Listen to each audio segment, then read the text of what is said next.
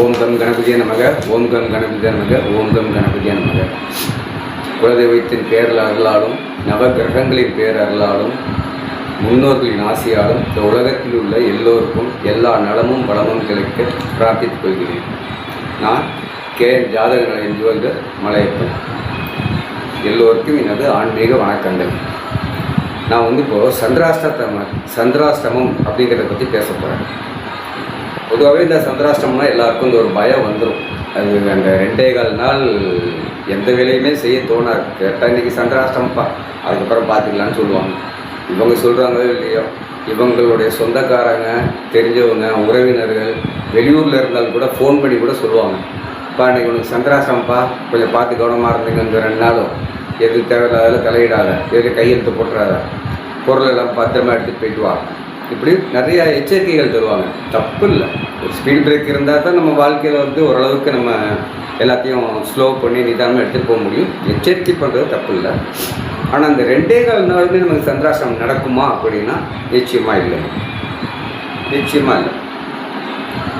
அதாவது இறைவன் படைத்து நம் முன்னோர்களால் கண்டுபிடிச்சி கொடுக்கப்பட்ட அந்த 9 நவகிரகங்களும் காலபுருஷ தத்துவம்னு சொல்லி 12 ராசி கட்டங்களாக பிரிச்சிருக்காங்க.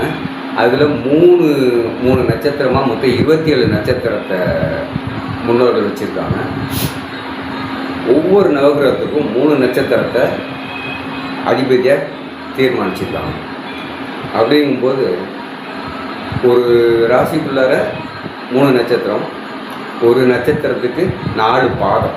ஏன்னா ஒரு நட்சத்திரத்தை அப்படியே நம்ம எடுத்துக்கணும், அதை 4 பாதமாக வச்சுருக்காங்க. ஏன்னா நட்சத்திரம் அப்படிங்கிறது அதோடைய 60 நாளிகை பயணம் இருக்குது.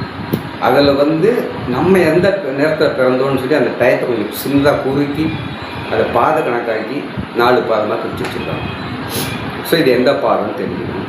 அந்த பாதத்துக்கு உண்டான 8வது இடத்துக்கு நேரடியாக எதிர்ப்பில் அந்த சந்திரன் வரும்போது தான் உங்களுக்கு அந்த சந்திராஷ்டமத்துடைய பலன், பாதிப்பு, அந்த நிகழ்வு நகரும்.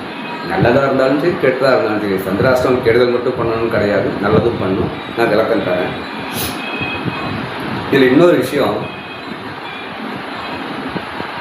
நம்ம ஜோதிடத்தில் முன்னோர்கள் சொன்னது என்னென்னா, இந்த ராசி அப்படிங்கிறத நம்மளுடைய உடம்பு அப்படின்னு சொல்லி குறிச்சிருக்காங்க. அப்போ உடம்புனா உடம்புக்குள்ள இருக்க உயிர்னு ஒன்று இருக்கணும்ல, அது ரொம்ப முக்கியம் இல்லை. அதானே நம்ம நடமாட வைக்கிறது, அதை தெரிஞ்சுக்கணும்ல. அதுக்கு என்ன சொல்கிறாங்கன்னா, நம்ம பிறந்த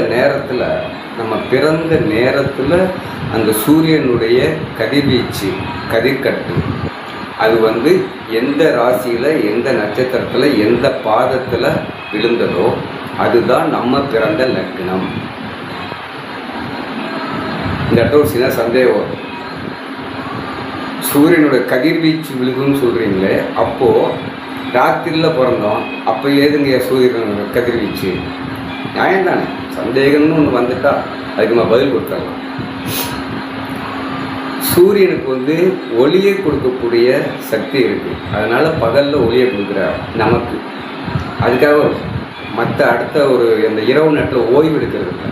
வேறு ஏதோ ஒரு தேசத்தில் அவர் ஒளி கொடுத்துட்ருக்கார். சூரியன் ஒளிக்கற்று எப்போதும் உண்டு. சந்திரனும் அதே மாதிரி தான். இதில் இன்னொன்று என்னென்னா, கண்ணுக்கே தெரியாத சனி பகவான், குரு, ராகு, கேது, இவங்கெல்லாம் நம்மள்கிட்ட கதிர்வீச்சை செலுத்தி நம்மளை ஆட்டி வைக்கிறாங்க, படைக்கிறாங்க, நல்லது பண்ணுறாங்க, கெடுதல் பண்ணுறாங்கன்னும் போது இந்த சூரியன் மட்டும் இரவில் கதிர்வீச்சை செலுத்த மாட்டாரா? நிச்சயமாக செலுத்துவார். ஏன்னா அவர் கிரகம் அமைப்பில் அவர் தலைவராக இருக்கார். அவருடைய கதிர்வீச்சு நிச்சயமாக நம்ம மேலே அந்த ஒரு குறிப்பிட்ட நேரத்தில், குறிப்பிட்ட ராசியில், நட்சத்திரத்தில், பாதத்தில் விழுவும். அதுதான் நம்ம லக்னம், அதுதான் நம்மளுடைய இந்த உயிர் அப்படின்னு சொல்லி பெரியவங்க சொல்லியிருக்காங்க. ஸோ நீங்கள் ராசிக்கு உண்டான, நட்சத்திரத்துக்கு உண்டான சந்திராஷ்டமம் மட்டும் பார்த்தாது, லக்னத்தில் எந்த நட்சத்திரத்தில் என்ன விழுந்திருக்கு, அது என்ன பாதம் அப்படின்னு சொல்லி பார்த்து அதுக்குண்டான சந்திராஷ்டம தேதியும் பார்க்கணும். உடனே ஒரு கவலை வந்துடும். முன்னாடியே 3 நாள் சந்திராஷ்டமங்கிறத பற்றி யோசனை பண்ணிகிட்டு இருக்கோம். இதில் இன்னொரு 3 நாளாக, இப்போ மாதத்துக்கு 6 நாளாக நாள் கணக்கு தாங்க 6 நாள் சொல்லியிருக்காங்க. நிச்சயமாக உங்களுக்கு 6 நாள் வரலை. ஒரு பாதத்துக்கு அதிகபட்சமாக போனால் 6 மணி நேரம் 30 நிமிடம் சந்திராஷ்டமம் பாதிக்கும். இந்த 3 நாள், இந்த 2.25 நாளில் அது எந்த 6.25 மணி நேரம், எந்த 6.5 மணி நேரங்கிறது தான் கணக்கு. இது நீங்கள் தூங்குற நேரத்தில் வந்தால் சுத்தமாக பாதிக்காது. ஏதோ சின்ன கனவு வரும். நல்ல சந்திராஷ்டமாக இருந்தால் நல்ல கனவு வரும், கெட்ட சந்திராஷ்டமாக கெட்ட கனவு வரும், அவ்வளோதான். ஸோ உங்களுக்கு அந்த 6.5 மணி நேரம் தான். 2 சந்திராஷ்டமம் வந்தாலும் வேறு நாளில் தான் வரப்போகுது. அப்போது மொத்தமே 13 மணி நேரம் தான். கிட்டத்தட்ட ஒரு அரை நாள் பொழுது தான். 2.25 நாளை நினச்சி நீங்கள் யோசனை பண்ணி பயந்தது எப்படி இருக்குது?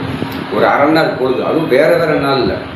இன்றைக்கி 6.5 மணி நேரம், இன்னொரு நாள் 6.5 மணி நேரம், அந்த மாதிரி. ஏன்னா ராசி நட்சத்திரம் வேறு, லக்னத்தோட நட்சத்திரம் வேறுன்னு சொல்லி வரும்போது இது ராசி நட்சத்திரமும் லக்ன நட்சத்திரமும் ஒன்றா இருந்துச்சு அப்படின்னா உங்களுக்கு ஒரே ஒரு 6.5 மணி நேரம் தான். அந்த ஒரு இதை பார்த்தா போதும். இப்போ அஸ்வினிக்கு சொல்லிகிட்டு இருக்கேன். உங்களுக்கு லக்னம் வந்து சப்போஸ் வேறு நட்சத்திரமாக இருந்தால் நான் எல்லா நட்சத்திரத்துக்கும் இந்த மாதிரி வீடியோ போட போகிறேன். அந்த வீடியோவை பார்த்து உங்கள் லக்னத்துக்கு உண்டான பலனை நீங்கள் தெரிஞ்சுக்கலாம். இதில் ராசிக்குள்ளான தெரிஞ்சுக்கலாம், அது லக்னத்தோட தெரிஞ்சுக்கலாம். இதில் ராசிக்குள்ளான சந்திராஷ்டமங்கிறது 30% தான் வேலை செய்யும். லக்னத்துக்கு உண்டான சந்திராஷ்டமங்கிறது 70% வேலை செய்யும். சுத்தமாக 70% வேலை செய்யும். இல்லை இன்னொரு விஷயமா இருக்குங்க, அதாவது தசாபுத்தி. நம்ம மனுஷனுடைய வாழ்க்கையை வாழ்நாள் கணக்கை 120 வருஷமாக கணித்து முன்னோர்கள் தசை ஒவ்வொரு கிரகத்துக்கும் இத்தனை வருஷம்னு சொல்லி பிரித்து ஒவ்வொருத்தருக்கும் வேறு வேறு கணக்கு. ஒருத்தருக்கு 7 வருஷம், ஒருத்தருக்கு 6 வருஷம், ஒருத்தருக்கு 18, ஒருத்தருக்கு 16, இந்த மாதிரி ஒவ்வொரு கிரகத்துக்கு வேறு வேறு கணக்கு. அது நான் தசாபுத்தி வரும்போது விளக்கமாக சொல்கிறேன். மொத்தம் 120 வருஷம். 120 வருஷங்கிறது இன்றைக்கி மனுஷனுக்கு ஆயுள் காலம் கிடையாது. அப்படிங்கும்போது எல்லா திசையும் எல்லாருக்கும் வரணும்னு சொல்ல முடியாது. இருந்தாலும் அந்த தசாநாதன் வரலைனாலும் உங்கள் நட்சத்திரத்துக்கு உண்டான அந்த அதிபதி புத்திநாதனாகவோ அந்திரநாதனாகவோ சூட்சமநாதனாகவோ பிராணநாதனாகவோ நிச்சயமாக வருவார். அதில் மாற்றமே இல்லை. அப்போது அவர் வரும்போது என்னென்ன பலன்களை செய்யணுமோ அதை அவர் நிச்சயமாக தருவார். அது தசாபுத்தியில் பார்ப்போம். இப்போ நான் சொல்ல வந்து என்னென்னா, உங்களுடைய ராசிநாதன் கடைசியாக இருக்கக்கூடிய அந்த பிராணநாதனாக இருந்துட்டால் அந்த சந்திராஷ்டமத்தை அன்னைக்கு பலன் 90% நடக்கும். இதில் மாற்றமே இல்லை. 200% நீங்கள் எழுதி வச்சுக்கலாம். 200% நடக்கும், மாற்றமே இல்லை. சரிங்கய்யா, இதெல்லாம் ஓகே.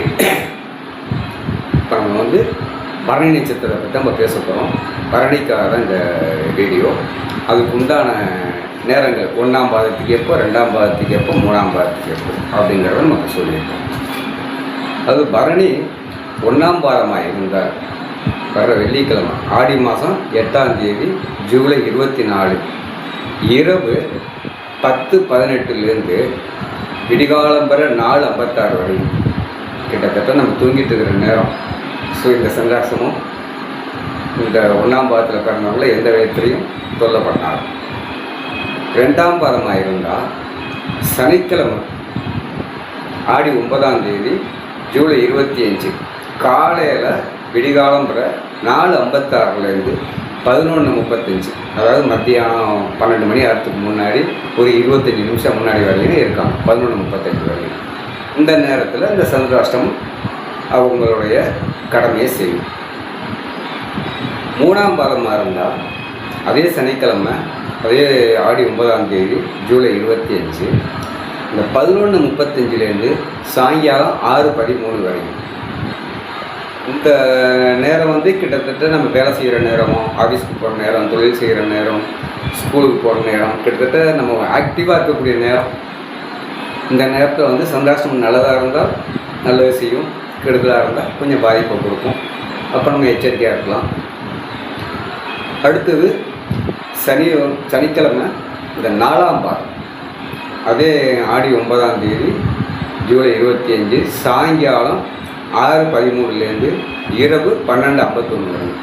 இதுவும் வந்து கிட்டத்தட்ட ஒரு 3 மணி நேரம் 3.5 மணி நேரம் தான் நம்ம முழிச்சிருப்போம். 6 மணிலேருந்து நைட்டு ஒரு 10 மணி வரைனா ஒரு 4 மணி நேரம், அதுக்கப்புறம் நம்ம தூங்க போயிடுவோம். அதனால் அந்த ஒரு 4 மணி நேரம் மட்டும் சில வேலைகளை வந்து, அதாவது அவங்களுடைய கடமைகளை, இந்த சந்திராஷ்டமத்துக்கு என்னென்ன நடக்கணுமோ, நல்லதாக இருந்தால் நல்லது, கெடுதலாக இருந்தால் கெடுதல், அதை வந்து அந்த 4 மணி நேரத்தில் அவங்க செய்வாங்க. இவ்வளோதான், 2.25 நாள்லாம் இல்லை, வெறும் 6.5 மணி நேரம். அது காலம்பரம் இருக்கலாம், சாயங்காலம் இருக்கலாம், நீங்கள் ராத்திரி தூங்குற நேரமாக இருக்கலாம், எதுவாக இருந்தாலும் நம்ம பாதிக்குமா பாதிக்காதா அவ்வளோதான். இந்த நேரம் மட்டும் கவனமாக இருந்தால் போதும். இதில் இந்த தூரம் வரக்கூடிய சந்திராஷ்டமம் பார்த்தீங்கன்னா, இந்த ஆடி மாதம் அப்போ சொல்லிட்டு இந்த தேதி இந்த டைம் பார்த்தீங்கன்னா, விருச்சிகத்தில் இருக்கார் சந்திரன். அப்போது உச்ச குருவாக்கக்கூடிய அந்த குரு தன்னோட 5ஆம் பார்வையை இந்த சந்திரனை பார்க்குறாரு. இந்த சந்திரனும் வளர்பிற சந்திரனாக இருக்கார், சுபராக இருக்கார்.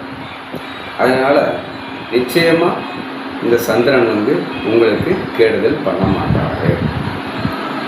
இதோடு இன்னொன்றுனா, உங்களுடைய ராசிநாதர் வந்து சுக்கிரன் உச்ச குருவுக்கு 2வது வீட்டில் இருக்கார். நிச்சயமாக வந்து எந்த கெடுதலும் நடக்காது. அதனால் இந்த சந்திராஷ்டமம் சந்தோஷமான சந்திராஷ்டமம் தான், பரணிக்கு இந்த ஆடி மாதம். சரி, இதுவரை இந்த வீடியோவை கிளிக் பண்ணாமல் பார்த்தோம் எல்லோருக்கும் மீண்டும் என்னுடைய ஆன்மீக வணக்கத்தை தெரிஞ்சுக்கிறேன். இந்த வீடியோ உங்களுக்கு பிடிச்சிருந்தா நீங்கள் மற்றவங்களுக்கும் சொல்லுங்கள். 27 நட்சத்திரத்துக்கும் நான் இந்த மாதிரி போட போகிறேன். யார் யாருக்கு என்னென்ன நட்சத்திரமோ அவங்க அதை பார்த்து தெரிஞ்சுக்கணும். சப்போஸ் இது ராசியாக தான் இருக்குது, லக்னம் வந்து தனுசு ராசியில் ஒரு மூல நட்சத்திரத்தில் பிறந்திருக்கேன் அப்படின்னாக்க, அதுதான் உங்களுடைய லக்னம் அப்படின்னா, அந்த தனுசில் மூல நட்சத்திரத்துக்குன்னு சொல்லி நான் ஒரு வீடியோ போடுறேன். அந்த வீடியோவை பாருங்கள். லக்னங்கிற அடிப்படையில் அந்த 70% உங்களுக்கு வந்து என்ன பலன் செய்யுங்கிறது அந்த நட்சத்திரத்துக்கான வீடியோவில் பாருங்கள். நிச்சயமாக அதுக்கு உண்டான பலன் உங்களுக்கு நேரடியாக கண்டுக்கு முன்னாடி தெரியும். கூடிய மட்டும் உங்களுக்கு இதை வந்து பிடிச்சிருந்தவங்க சப்ஸ்கிரைப் பண்ணுங்கள். இன்னும் வந்து இதை பற்றி நிறைய விஷயங்கள் தெரிஞ்சுக்கணும்னா யூடியூப்பில் KM ஜாதக நிலையம் ஜோதிடர் மலையப்பன்னு போய் சர்ச் பண்ணிங்கன்னா என்னோடய வீடியோக்கள் வரும். அதில் உங்களுக்கு தேவையான ஜோதிட சம்மந்தப்பட்ட அனைத்து விஷயங்களும் தனித்தனி தலைப்பில் இருக்கும், பார்த்து தெரிஞ்சுக்கங்க. முடிஞ்ச அளவுக்கு எல்லோரும் கமெண்ட் கொடுங்க. ஏன்னா நீங்கள் கமெண்ட் கொடுக்கணும், கேள்வி கேட்கணும். அப்போ தான் வந்து எனக்கு வந்து உங்கள்கிட்ட பதில் சொல்கிறதுக்கு கொஞ்சம் சந்தோஷமாக இருக்கும். ஏன்னா நான் சொல்கிறது வந்து கேட்டு அதுக்கு ஒரு கமெண்ட் கொடுத்தீங்கன்னா ரொம்ப சந்தோஷமாக இருக்கும். அதே மாதிரி இன்னொரு விஷயம், இந்த வீடியோவில் உள்ளது யூடியூப்பில் போய் பார்க்குறதுக்கு நான் லிங்க்குன்னு சொல்லி தனியாக எதுவும் தரல. நீங்களே போய் யூடியூப் பற்றி எடுங்க. உங்களுக்கு பிடிச்சிருந்ததுன்னா, இப்போ நீங்கள் ஃபேஸ்புக்கில் பார்த்தாலும் சரி, இல்லை யூடியூப்பில் பார்த்தாலும் சரி, இல்லை நீங்கள் வாட்ஸ்அப்பில் பார்த்தாலும் சரி, எல்லாத்துக்குமே போட்டிருக்கேன். நீங்கள் உங்கள் ஃப்ரெண்ட்ஸுங்களுக்கு இதை அனுப்பிச்சி கொடுத்து அவங்களுடைய கமெண்ட்டையும் எனக்கு அனுப்ப சொல்லுங்கள். இந்த பின்னால் இருக்க என் போர்டில் என்னோடய ஃபோன் நம்பர் இருக்குது. இதை தவிர வேறு ஏதாவது உங்களுக்கு ஜோதிட ரீதியாக சந்தேகம் இருந்தாலும் இந்த நம்பருக்கு நீங்கள் ஃபோன் பண்ணி என்கிட்ட நீங்கள் கேள்வி கேட்கலாம். உங்களுக்கு உடனடியாக பதில் தரும். நன்றி, வணக்கம்.